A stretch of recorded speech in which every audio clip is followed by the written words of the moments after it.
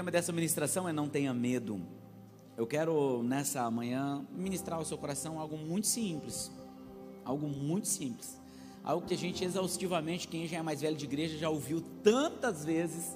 Mas eu quero que essa palavra se renove essa manhã na sua vida, no seu coração, no seu ministério. E é claro que a minha ênfase, a gente vai passar por alguns textos. Eu quero que você entenda um pouquinho sobre esses textos. Esse texto está em João capítulo 6, 16, Mateus 14, 22 ao 26, Marcos 6, 45, e depois nós vamos encontrar partes deles também em Lucas 9. Mas eu gostaria que nessa manhã você abrisse a sua Bíblia no Evangelho. Vamos ver, vamos pegar Mateus, gente. Vamos começar pelo começo. Mateus 14.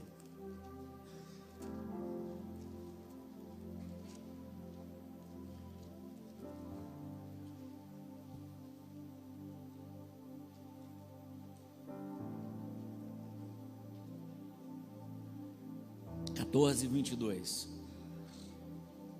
Quem achou diz amém. Quem não achou diz espera um pouquinho. Nossa, vocês são power, hein? Ou não foram sinceros comigo, viu? Todo mundo achou, então vamos lá então. Logo em seguida Jesus insistiu com eles, com os discípulos, para que entrassem no barco e fossem adiante deles para o outro lado, enquanto ele despedia a multidão. Tendo despedido a multidão, subiu sozinho ao monte para orar. Ao anoitecer, ele estava ali sozinho. 24. Mas o barco já estava a considerável distância da terra, fustigados pelas ondas, porque o vento soprava contra eles. Amém? E aí vamos lá para o 27 agora. Mas Jesus imediatamente lhe disse: coragem, sou eu, não tenha medo. Essa é a palavra para você essa manhã. Não tenha medo. Não tenha medo. Feche seus olhos um pouquinho. Deus, nós te louvamos e te agradecemos. Obrigado, Pai. Obrigado pelo teu coração presente aqui neste lugar, pelo teu Espírito Santo. Que essa palavra possa encontrar um coração com vontade, Senhor, com sede, com fome. Que essa palavra possa ser um bálsamo restaurador em nossas vidas, em nome de Jesus, amém e amém. Gente, nós estamos aqui numa das histórias mais tops da Bíblia. Eu tenho uma certa facilidade, assim, a minha mente é muito criativa. Quem anda comigo assim sabe quanto eu sou criativo, né? Muito criativo. Na verdade, aquilo que a gente libera aqui, as palavras que nós liberamos aqui, Deus já me dá em visões, já está pronto. Então tudo aquilo que, quando eu sentei com o arquiteto para a gente fazer a igreja, eu falei para ele: ó, a igreja será assim, assim, assim, assim, assim, assim, assim, assim, e tu, é isso aqui que a gente precisa. Isso já está pronto. Isso é uma característica que Deus me deu, né? E eu não tenho assim nenhuma visão que eu tenho que, né, tal, né? Não, tipo, Deus vai me mostrando e aquilo já está pronto. E aí quando eu leio a Bíblia, minha mente também é assim. Então, por exemplo, eu consigo viajar efetivamente nos livros que eu leio. Eu vou lá, eu estou naquele ambiente, né? Quando eu estava preparando essa ministração, assim, eu comecei a ler, fechei os olhos. E então, assim, no nosso quarto lá, tipo assim, já veio aquele cenário da tempestade, do que estava acontecendo, tudo que estava em volta, do medo, dos discípulos desesperados. Eu quero convidar você a viajar comigo nesse texto, para que você extraia daqui o melhor desse texto. Deus vai falar com pessoas diferentes no mesmo texto, de formas diferentes. Então Ele vai ministrar o seu coração. Então, conforme Deus for falando com você, você diga amém, você diga uau, é isso que eu preciso ouvir. Essa história aqui, como eu disse, é uma história que vem de uma sequência, só para você entender mais ou menos. Jesus começa seu ministério, Jesus escolhe os seus discípulos, é batizado primeiro por João Batista. João Batista tem um ministério muito curto. O ministério de João Batista é mais ou menos 6 meses. Talvez você está aí dizendo: Deus, eu quero um ministério longínquo, mas talvez o que Deus precisa te usar é durante um período. Só que é um apontamento para aquilo que vai acontecer. Então, nem que seja no final da sua vida, Deus pode te usar os últimos 6 meses. Eu espero que o seu ministério seja longo, mas se isso não for possível, mas que o seu ministério pelo menos seja um ministério marcante como o de João Batista. Porque tem ministérios longos que nunca marcam nada, mas tem ministérios curtos que marcam a vida das pessoas. Então não é pelo tempo de permanência que você vai ficar no pico, mas é pela intensidade que você coloca sobre aquilo que Deus te chamou.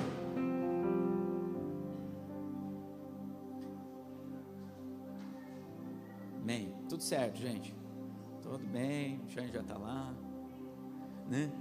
E aí, sobre essa intensidade de ministério, eu quero que seu ministério seja intenso, mais do que talvez longo, ele seja intenso. Nós precisamos marcar as pessoas através do Evangelho de Cristo. Nós precisamos marcar as pessoas através daquilo que a gente libera, das nossas ações. Nós precisamos marcar as pessoas pelo nome que nós carregamos. E aí Jesus então começa seu ministério, mais ou menos 6 meses depois, começam a vir as perseguições, começam a vir as culpas, os medos, os fantasmas e tudo mais. Jesus então manda os seus discípulos, ministra um tempo com esses discípulos, libera esses discípulos vão, pregam o Evangelho. E aí no meio disso tudo, vem a notícia de que Herodes havia mandado matar João Batista, né?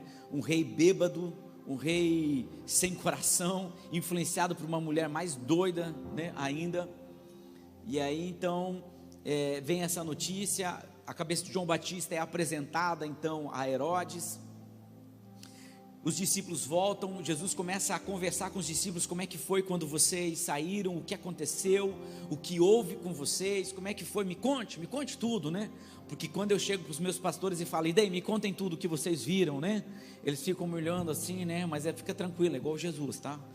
Me contem o que está acontecendo, né? Jesus gostava de perguntar isso, né? Às vezes quando eu estou indo para casa, eu falo assim, daí o que vocês acharam da ministração? Pergunto para a pastora, né? E a pastora fala, amor, eu acho que aquela história que você contou do gatinho não foi legal, né?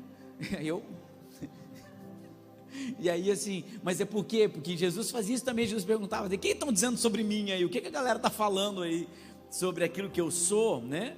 Não que ele precisasse medir o ministério, mas era importante ele saber de como as pessoas estavam compreendendo, o nível de compreensão daquilo que está sendo passado aqui, porque o que eu julgo importante aqui, não é o volume de informação que eu passo, mas o volume de informação que você entende, porque eu posso ser completamente teológico, profundo teologicamente, mas isso não ser aplicado em forma nenhuma na sua vida, e não é essa a minha intenção. Então Jesus fazia isso, sentou ali com seus discípulos, só que as pessoas iam vindo e trazendo e tal, e vai, Jesus falou, cara, eu não estou conseguindo ouvir vocês direito, vamos fazer o seguinte, vamos fazer uma pausa, vamos dar uma descansada, vou tirar umas pequenas férias, meu primo acabou de ser assassinado, cortaram a cabeça dele, vocês vieram da comissão, então vamos fazer o seguinte, vamos aí num lugar deserto aí, passar um tempo, passar o dia na praia. Foi mais ou menos isso, nesse contexto. E aí Jesus entra no barco e as pessoas enxergam Jesus ali e começam a caminhar ao lado de Jesus. Está imaginando a cena? Você conseguir imaginar melhor, é assim, imagine um rio grande, né? O Mar da Galileia é um rio, não é um mar, tá? É o Rio Jordão que cai no ambiente, que é uma espécie de caixa d'água, né? E aí é o tipo reservatório natural que Deus fez ao povo de Israel. Esse é o Mar da Galileia, mas pela sua extensão, por isso que você tem ondas e chamam então de mar, porque as pessoas não viajavam como viajam hoje, então eles não conheciam o Mar Mediterrâneo, eles não iam até onde fica o Mar Mediterrâneo, quando você chegar em Israel, você vai pousar no aeroporto chamado Ben Gurion, em Tel Aviv. Um pouquinho mais para cima, você vai visitar onde Jonas embarca ali é o Mar Mediterrâneo. Mas as pessoas não viajavam até o Mar Mediterrâneo, então elas achavam que aquele enorme rio chamava-se mar. Mar de Tiberíades, Mar da Galileia, é tudo o mesmo mar, é tudo no mesmo lugar, né? E então, e aí eles estavam carregando, então naquele cenário você tem montanhas de um lado, montanhas do outro, eles estavam numa região chamada Galileia, Galileia significa montanhas. Então eles estão naquele mar ali, então do lado de cá tem montanhas secas, do lado de cá um deserto, lá de cá, e eles estão andando aqui e tal, e as pessoas correndo na lateral, porque dá para você ver os barcos que estão passando ali. Uma das coisas mais marcantes quando você for para Israel, vai ser quando você fizer o passeio de barco no Mar da Galileia. Você tem a nítida impressão que Jesus vai vir caminhando sobre as águas. Você fala, agora ele chega. Eu acho que se esse passeio fosse à noite, aí ia ser mais top ainda, né? E então Jesus estava indo com os seus discípulos aquela descansada. Só que quando Jesus chega no lugar onde ele vai descansar e ouvir os discípulos sobre o que eles tinham que fazer, o povo já estava lá. O povo já tinha corrido na lateral do Mar da Galileia. e já estava lá esperando ele. E é claro que Jesus chega lá e um dos textos diz que Jesus olha aquelas pessoas como pastores sem ovelha. Gente, o pastor gosta de pregar em todo lugar, é da natureza dele, é do ofício dele. Você dá moral para ele, ele já está pregando. No mercado, sim. Gente, eu saio, vou no açougue, já estou pregando, no mercado já estou pregando, já estou tal, já estou. Gente, dê um espaço. Se a pessoa tem sede, tem fome, é como ovelha sem pastor. Cara, e Jesus era isso, a natureza de Jesus. Jesus chega lá e claro, Jesus começa a fazer o quê? Começa a pregar. Jesus começa a pregar e tal, e curar enfermos. Uns textos dizem que ele curou muitas pessoas ali, e tal, e depois ele ter feito todo aquele trabalho, as pessoas ali, né, impressionadas com tudo aquilo que Jesus fez, e as férias viram um dia de trabalho, e aí Jesus ministra sobre ele. Quando chegou no final da tarde, era um lugar deserto, como eu estava falando. Quando chegou no final da tarde, Jesus estava lá com aquela multidão. A Bíblia diz que 5.000 homens, né, fora as mulheres, fora as crianças. Eu vou dizer uma coisa para você, sim, uma coisa que judeu sabe fazer bem, na verdade são duas: ganhar dinheiro. Judeu, já viu judeu pobre? Nem eu. E fazer filho.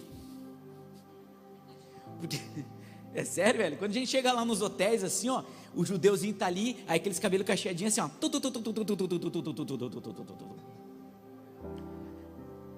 Em Israel moram 8 milhões de judeus.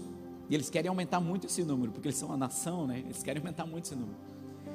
Então hoje a galera não perde tempo lá, gente. Tem brasileiro perdendo tempo aqui, mas lá eles não perdem tempo. Lá é assim, é sequencial, né? É um negócio, né, fantástico, né? E aí aquele monte, né, de judeus ali e tal, né? Então eu vou garantir para vocês que quando Jesus estava, no mínimo você pode, quando você fala 5.000 homens, você pode colocar no mínimo vezes 4, no mínimo. Mas gente, esse é um mínimo. Quando a Bíblia fala lá com os egípcios lá e os hebreus, quanto mais Faraó pressionava, os hebreus cresciam em números ainda. Gente, não pense nada além de 10 ou 12 filhos, porque quando você olha, por exemplo, para Jacó, você vê, não tinha TV, não tinha celular, não tinha videogame. O negócio era doido, gente, não tinha muita opção, né? Então a diversão era outra coisa, né? E aí eles faziam filhos, obviamente, né? Não sei se você lembra quantos avós aqui, ou quantos pais aqui tiveram lá 12 filhos, 13 filhos, 15. Quantos nós somos? Nós somos em 12 vivos e 5 mortos. Mas por quê? Era muito filho. Os judeus não eram diferentes, né? Mais ou menos essa mesma linha. E aí tá lá aquela galera lá, 20.000 pessoas ouvindo Jesus. Favorece Jesus ministrar ali, porque a montanha, o vento ele dá o contra, então você fica ali e ele ministrou. E no final do dia, obviamente, todo mundo estava com fome e cansado.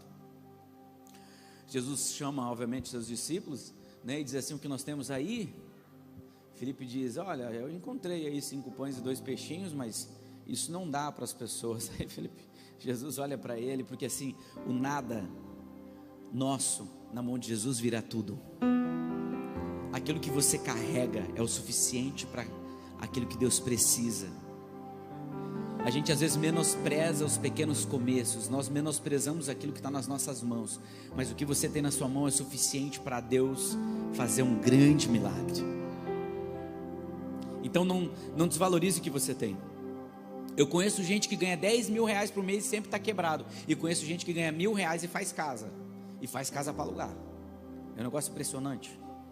E aí tal, e eles trazem ali, e aí Jesus tal, alimenta todo aquele povo, multiplica, e depois ele multiplicar os pães, então ele pede para os discípulos distribuir, sentam em 50, em 100, os discípulos mais uma vez participam. Gente, é lindo, Deus está nos chamando para participar daquilo que já está pronto na mente dele.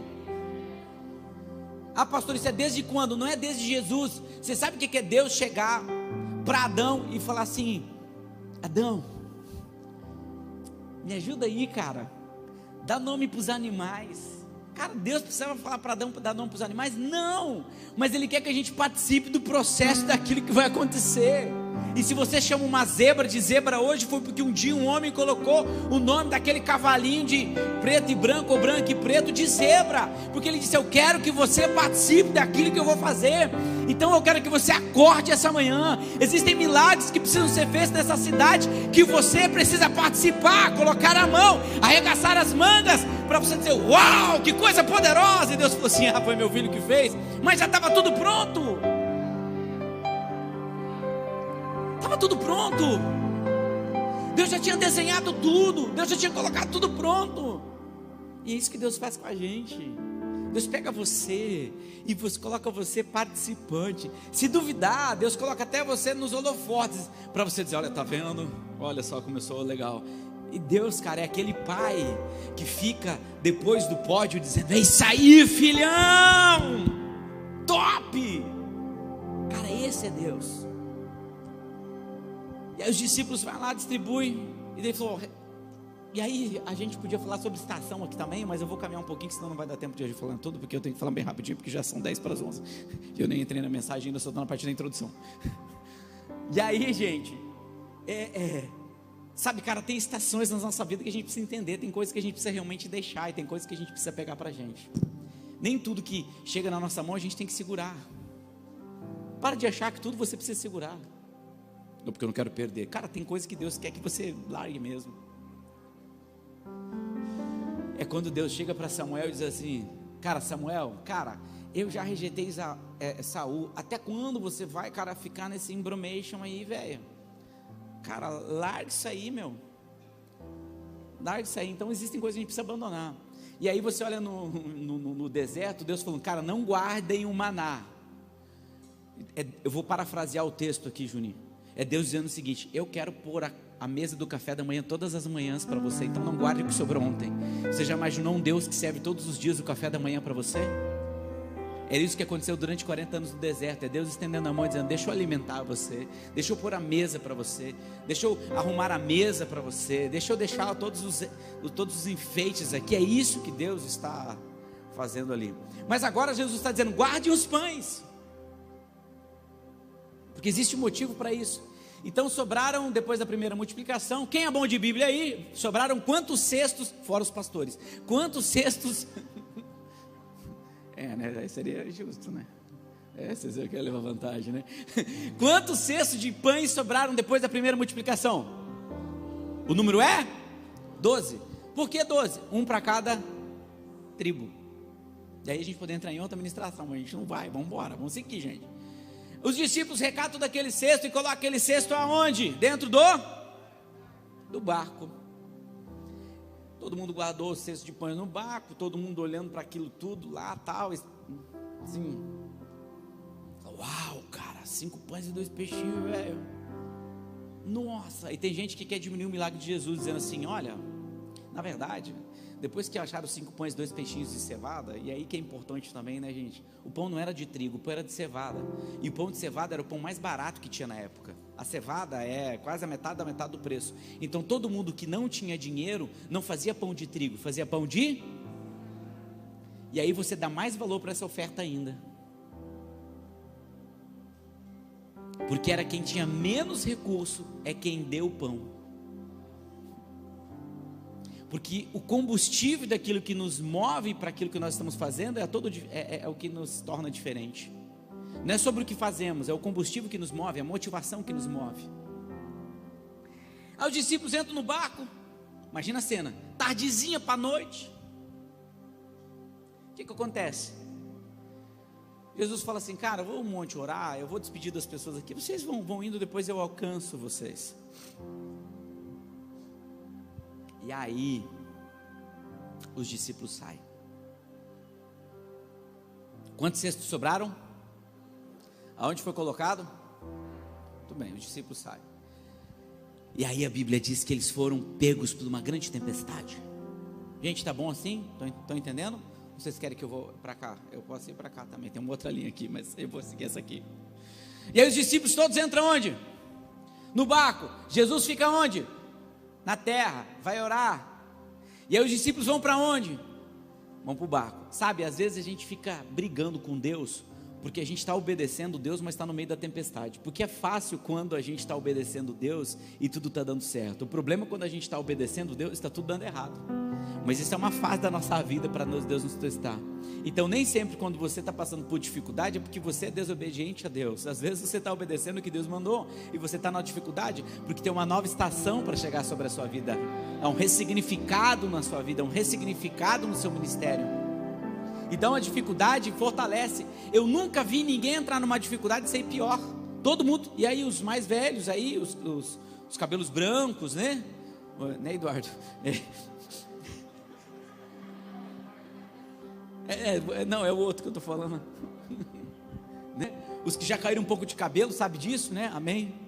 Acho que por isso que judeus usam kippah, eles têm um problema aqui atrás, né? E aí, gente, esses daí vão dizer para você com certeza isso que eu estou dizendo. Quem foi que entrou aqui numa dificuldade e saiu pior? Nós entramos em dificuldade e saímos o quê? Melhores do que nós entramos.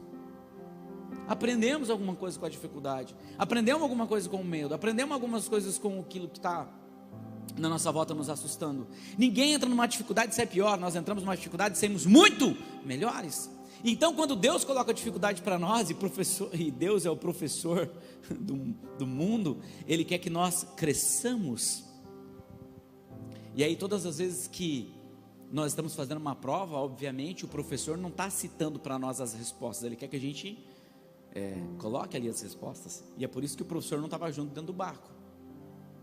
E aquele barco então começa a ser açoitado pelas ondas, Patrick. Onda. Por quê? Existe uma questão geográfica e geológica lá. Você vai entender muito de Israel hoje e vai entender um pouco mais sobre a Bíblia. Então como é que funciona? Do lado de cá tem a Galileia. Galileia significa... Já falei isso. Oi, tudo bem? Vocês estão aí? Galileia significa montes. Então região da Galileia é uma região de montanhas. Quando você estiver lá no barco, você vai olhar para cá, você vai ver a Galileia. Por que você sabe que você está na Galileia? Porque você vai ver montanhas. Quando você chegar lá na Galileia, quando você for para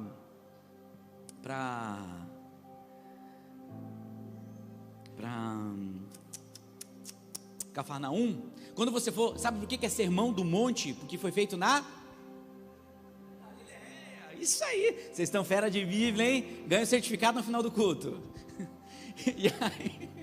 E aí, do lado de cá, Galileia. Galileia tem o que? Deserto, amém?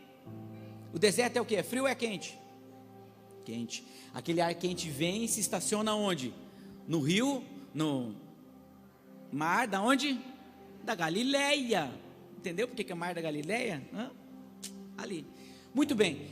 O rio Jordão nasce aonde? No Monte Hebron. O que tem em cima do monte? Gelo.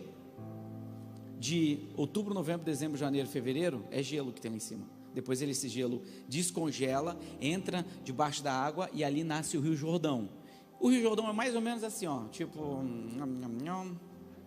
é tipo daqui lá na ponta da igreja, assim, ó. Isso aqui é o nascente do rio Jordão. E esse rio corre, e esse rio alimenta, esse rio mata a sede, nesse tamanho aqui, ó. Ele começa assim, ó, de 8 milhões de judeus, fora os turistas que vão para lá. Cara, quando você olha a nascente do rio Jordão, você fala, é impossível isso aqui não ser um milagre.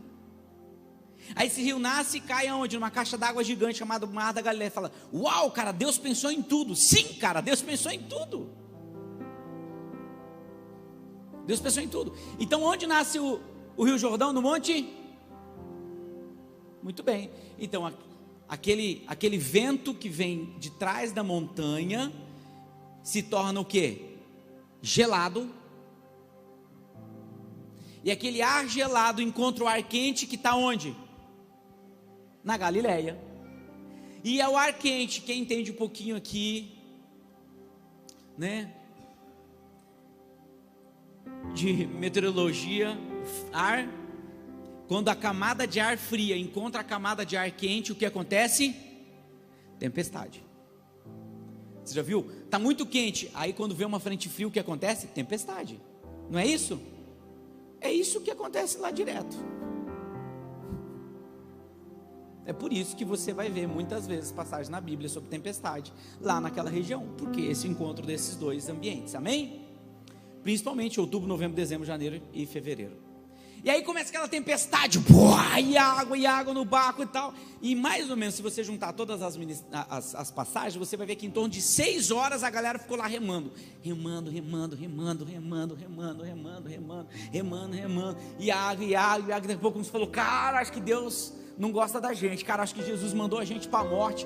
E mar, e água. E outro detalhe importante que eu quero dizer para vocês, até 1994... os cientistas descaracterizavam essa passagem aqui de Jesus, porque disseram que era impossível naquela época ter um barco que coubesse 13 pessoas, 12 discípulos mais um, que os barcos todos deveriam ser menor, até que em 1996, o Mar da Galileia seca ao ponto de aparecer um barco. Lembra da história? Tem alguém concordando? Já viu sobre isso? Amém.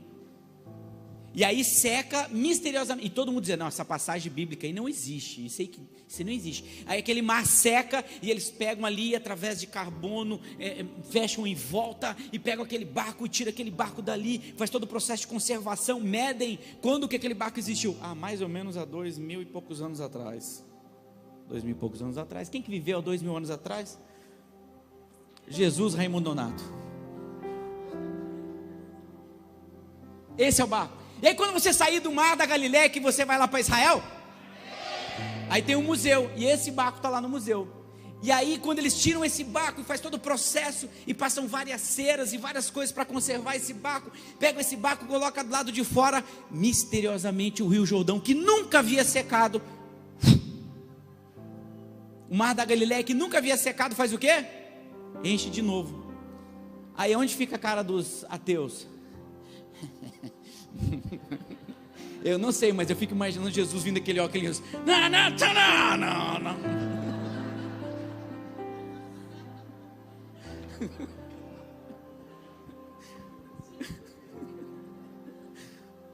A pastora está brigando comigo.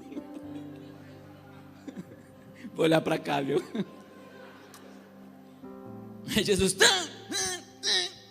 aí todo mundo pula em cima dele, assim, os discípulos, e o óculos vem, né? Ai, cara, esse Deus não é gente. Gente, vamos focar na ministração. Nós estamos no domingo de manhã. Você saiu da tua casa para ser abençoado, né? Por favor, se concentre naquilo que está acontecendo aqui. Foco no foco, como dizia a Tatiana, né? E então, gente, cara, os caras descobrem o barco, e aí aquele barco estava lá, lotado de gente, e aí vem aquela tempestade, e a tempestade começa a bater no barco, e os caras começam a ficar desesperados, e cara, eu fico imaginando quando esse barco saiu do cais ali, quando ele sai do cais, eu fico imaginando Pedro falando, cara, esse pão, cara, porque existe uma coisa boa que é o milagre, mas se existe algo mais extraordinário, é você poder tocar no milagre.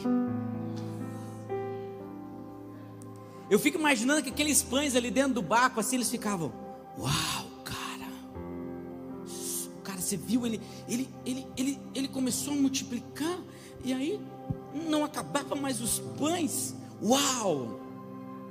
Filipe pensava assim, cara, eu achei que não ia dar. Judas falou assim, eu quero ver se coloca uma nota fiscal aqui, da janta que a gente teve ontem, para eu tirar o dinheiro. Sabe por quê, gente?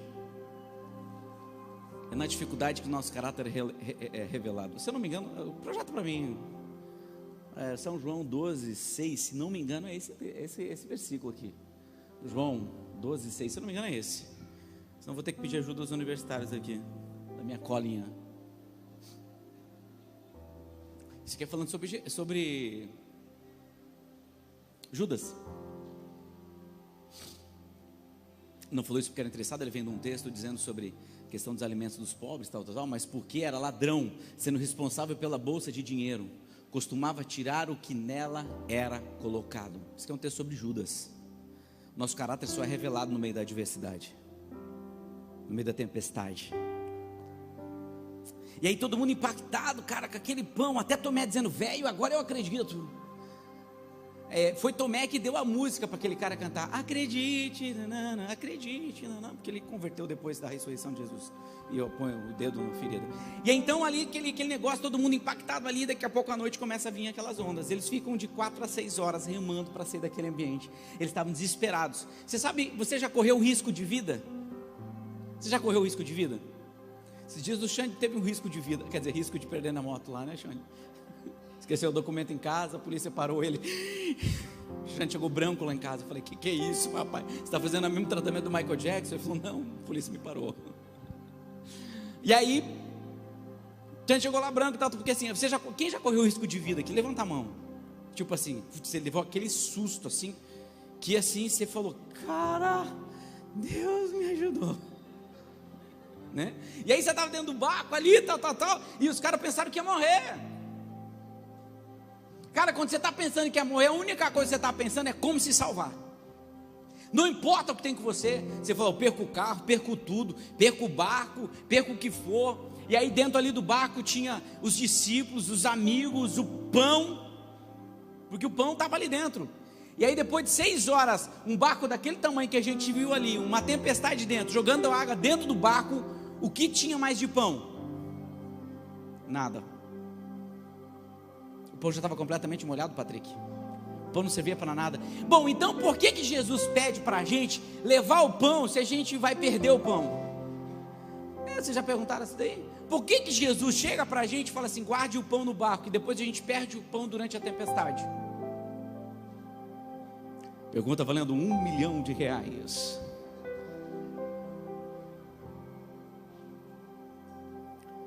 Jesus precisava deixar claro que o milagre nunca será maior do que ele.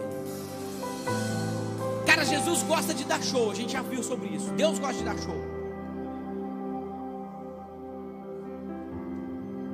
Eu acho que ele fica planejando. Tem um departamento no céu dos anjos que é o departamento de marketing de Jesus. Meu Deus.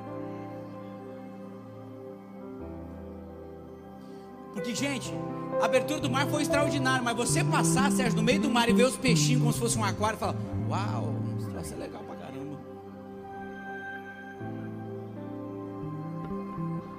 A gente tem um departamento do céu que só pensa nisso. Jesus não podia estar nessa ocasião também dentro do barco e falar, cara, vamos calma a tempestade, pronto, acabou, como ele já fez outras vezes, sim. Mas não, aqui ele quis dar show. Gente, entenda uma coisa. O milagre é só a forma de chamar a tua atenção para ele. Milagre não é o fim do processo, milagre é o meio do processo. Deus não te dá milagres para você abraçar nesse milagre e sair correndo, não. O final é Jesus, o centro é Jesus, o início é Jesus, porque dele, por ele e para ele são todas as coisas. Hebreus 13:8, ele é o mesmo ontem e eternamente. Então Jesus não é um período de passagem na sua vida, ele é o centro da sua vida, ele é o centro dessa igreja. E aí, sabe o que acontece? Eu termino concluindo com a seguinte citação. Sabe por que Jesus veio caminhando sobre a tempestade? Porque ele podia estar no barco, né, Helder? Ele podia vir com outro barco. Na verdade, ele podia vir dentro de um peixe se ele quisesse. Na verdade, se ele quisesse, ele podia vir esquiando. Ele é Jesus. Então não limite Jesus dentro da tua cabeça pequena. Abra ela. Transforme a sua mente.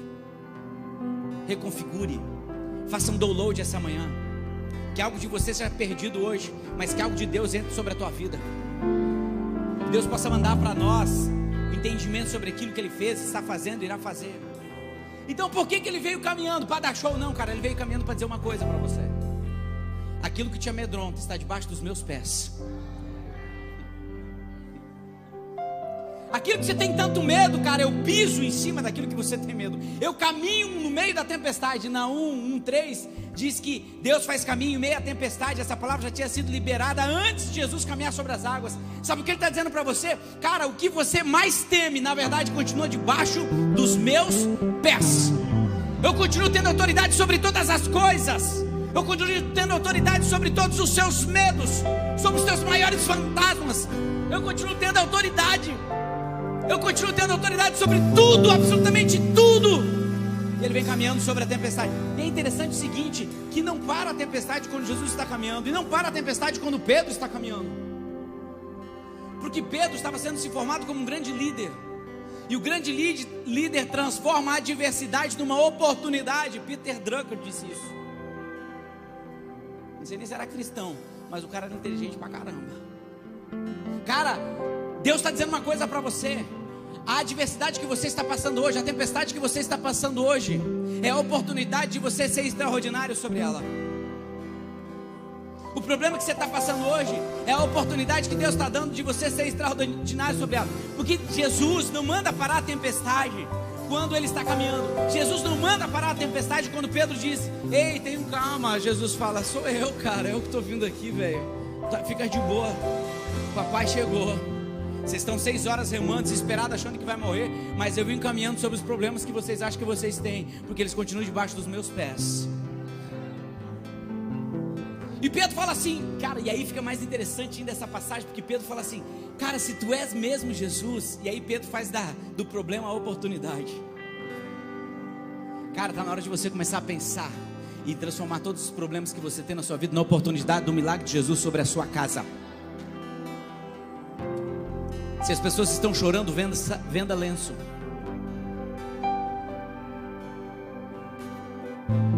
E ele fala: é você mesmo, Jesus? Ele fala: velho, sou eu, cara. Hashtag tô aqui, vem nessa. Me faz o que eu faço, então vem. Sabe por que Jesus não manda para a tempestade? Porque Ele falou assim: cara, a autoridade que eu tenho, a autoridade que eu dou para vocês, caminhe sobre aquilo que você tinha medo. Domine sobre aquilo que te dominava. Cara, domine sobre aquilo que te dominava. Domine sobre o teu medo, porque eu estou com você, então caminhe até aqui. E essa palavra que eu tenho para você essa manhã: onde estão os teus medos? Você caminhará sobre eles, porque eles